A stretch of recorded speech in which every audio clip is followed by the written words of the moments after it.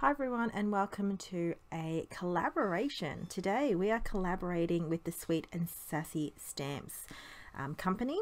We're doing a video hop, and as any good video hop there is a giveaway, and the giveaway is open worldwide. So all the product description is going to be below, and all the links to where you come from and who to hop on next will be in my product description.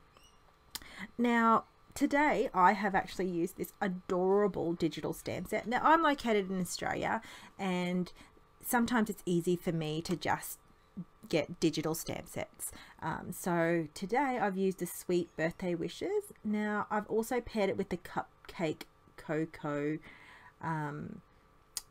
little image here. So the sentiments I'm going to show you later on. There'll be 3 of them. And I'm going to disclose right now, I am actually not a very good Copic colorer. I do it for fun. It makes me happy. So I'm just going to show you my process and what I've learnt along the way. For me, when I colour in, I do like to shade. So it means that I do have maybe 2 colours or 3 colours of the same marker. So for here, I've used W2, 3 and 5.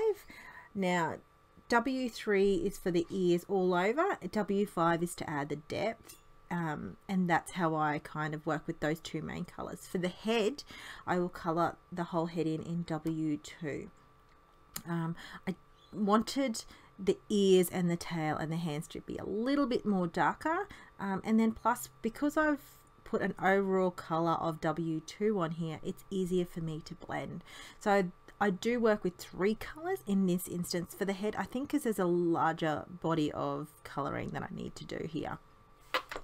I highlight around the darkest parts where I believe is the inner part of the ear, the eyebrows, and one of my tips I use and do when it comes to Copic when I'm not really good at blending or I'm really unsure, especially with critters, I will do like a dotted effect here. So I'm really just dotting all the colours here. I will do the same for the cheeks, because sometimes I feel like when I colour the cheeks in, I really make a meal of it, and I've already coloured the face in. I do not want to make a meal of this, so I just did the dotted effect here.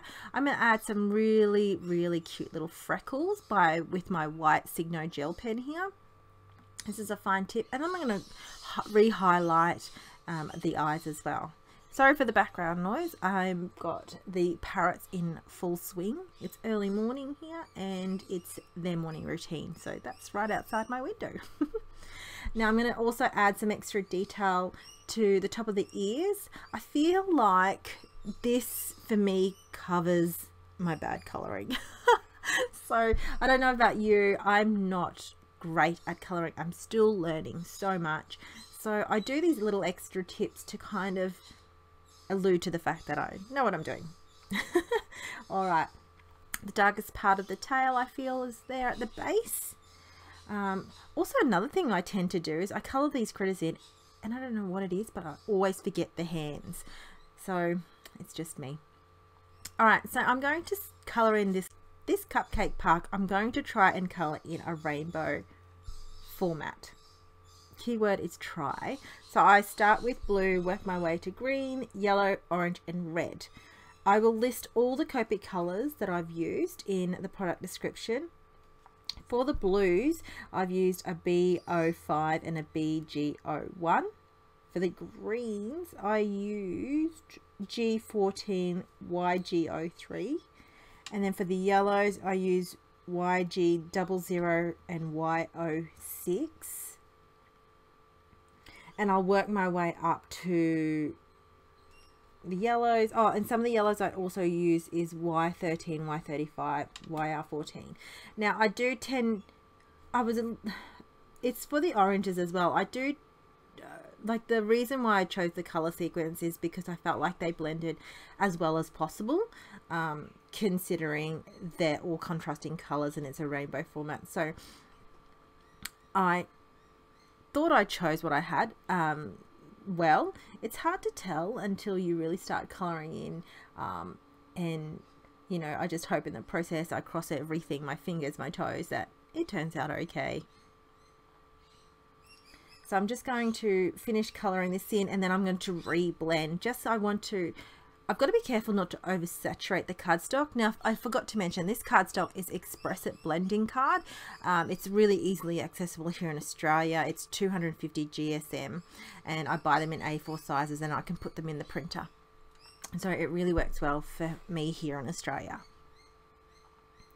I have got the RV19 here, and I'm going to color these cute little heart details on the cupcake.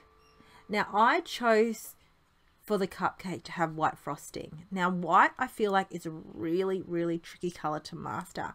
So what I tend to do with my whites is use a C1 to add some shading, and this is what I'm going to use here. You can go a little bit darker, but I'm going to do a different type of trick to allude to the fact and make this really kind of a little bit more realistic, even though it's a coloring, but you know, it's just me. All right, so what I'm going to do is I'm going to color the base. I'm going to color underneath each frosting layer with the C1, and I feel like this gives that frosting, and I'm just following the actual design of the stamp already, gives it a little bit more depth. That's just me, that's my opinion. I don't know what you think. Let me know. I'd love to hear from you. And also, to be in with the giveaway, you must make a comment. So the comment will be drawn by a Rafflecopter, and that's how the giveaway will be determined. And this will be all done together. I'll put all the links below in the product description. It'll be all there below. Now today everyone's going to actually bring you a variety of styles, so I'm going to bring to you just a card design. That's where I feel most comfortable. Now for the little cutie patootie nose, I'm going to use an R20, and I'm going to use the R20 also for depth in the ears. I thought it was just a bit bland on its own, so I'm going to put some little pink detail, and I'm going to use a flicking motion to kind of make it still look furry in a way, if that makes sense. I've got my white gel pen here that I'm going to highlight on the nose to make it look like it's shining, and then some flicking motions as well with the white gel pen. Now for added extra detail, I've got a ultra fine black Sharpie, and I also redefine the eyebrows and the little mouth. I find this helps with added detail. I have got a a clear Wow embossing pen here. It's the same formula they have in their ultra slow drying ink pad. It's really good for detail, and I'm going to use the white puff embossing powder. Now this is what's going to add a little bit of a glossy dimension and texture to the cupcake. It's really hard to capture on film here, but I hope I hold it in enough light that you can actually see that. I've got my Wow heat embossing tool. I do tend to put my heat tool away. It is a little bit of a thinner cardstock, I find, this blending card, so I tend to be, I err on the side of caution when it comes to heat embossing on this cardstock. So I don't know if you can see, you can kind of capture the little bit of the gloss there in the light. So it's a glossy textured embossing powder. I've got some pattern paper here, and because it's going with the rainbow theme here, I'm going to use a rainbow striped, bold striped with splatters. Now I've got the Pink Fresh Essentials Fancy Labels frames here. I thought I was going to use that first sentiment. I end up using the second sentiment, and I'm going to add some extra detail to the edges back with my pen, and I used Cupcake Heaven embossing powder. It's a really bright, vibrant pink. Actually, it's embossing glitter because it's got this beautiful holographic kind of glitter embedded into it. It's beautiful. So another tip for adding detail, if you wanted to be selective in what you're adding detail to, is I've used the embossing pen. Any excess I wipe away with a brush. This is a little fine tip brush, and then I actually heat set that off camera. I just wanted to show you that, you know, any excess, tap away and brush away. And here is the sentiment: you take the cake. I thought it's really, you know, fitting, so I chose those two Sweet and Sassy designs for today's hop. Now I've got my Tombow Mono adhesive here. I'm going to adhere it to the card base. Now earlier I showed you it was going to be top folding.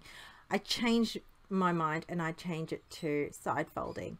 I think because of the image, I really wanted to make sure I got the image and coordinated it properly.